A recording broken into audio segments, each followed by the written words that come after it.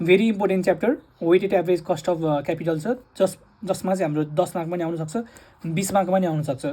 अब यसमा चाहिँ फर्मुलाहरू मैले लिस्ट आउट गरेको छु, यो चाहिँ म तपाईँहरूलाई चाहिँ यहाँबाट भनेर म बुझाउँछु।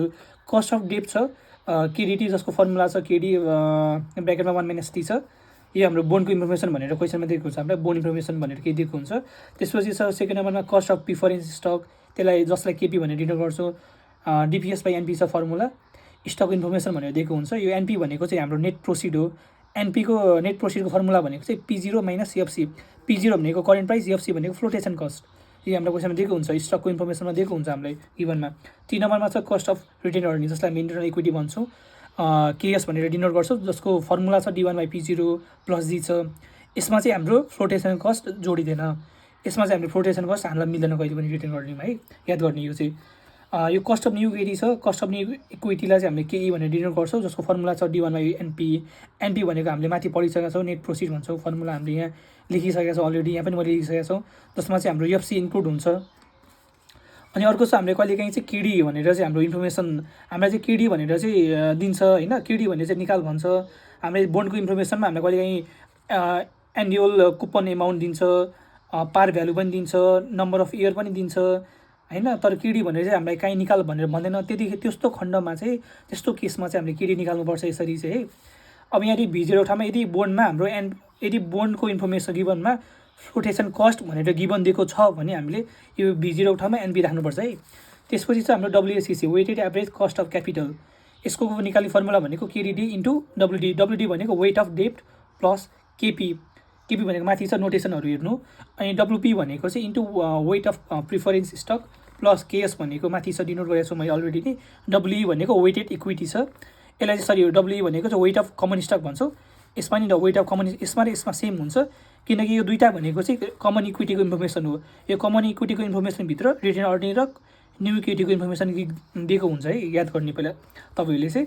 अनि D1 भनेको चाहिँ एक्सपेक्टेड डिभिडेन्ड भन्छौँ, अथवा dividend paid at the end of year 1 भन्छौँ, होइन।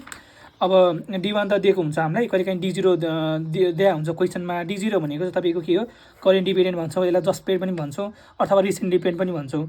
D0 दिएको छ भने त हाम्रो D1 निकाल्नु पऱ्यो, एज फर्मुला अनुसार चाहिँ हामीले यहाँ D1 लेखेका छौँ।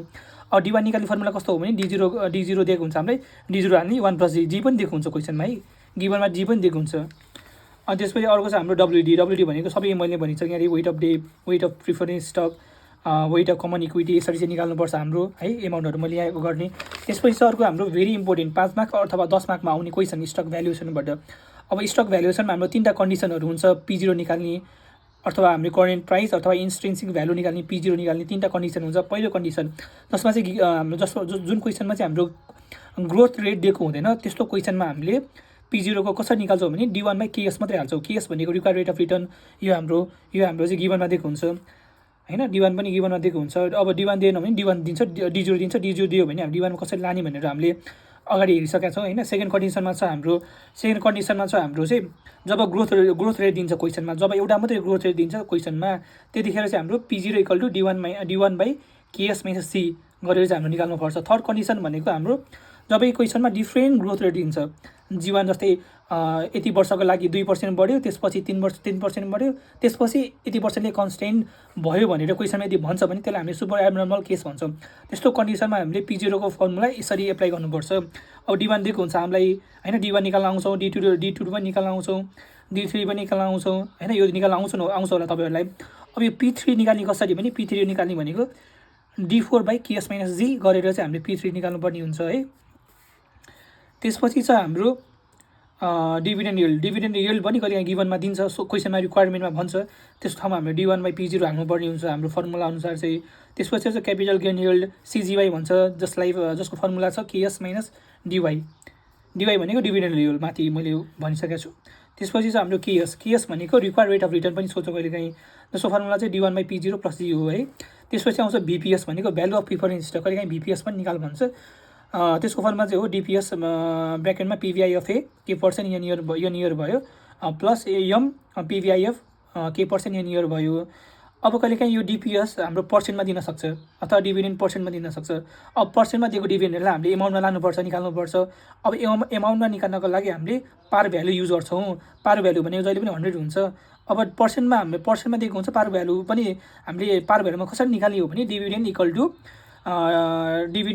To dividend percent into par value गरेर हामीले डिभिडेन्डको एमाउन्ट निकाल्नुपर्ने हुन्छ। हो यसरी चाहिँ हामीले क्वेसनहरू चाहिँ सल्भ गर्छौँ।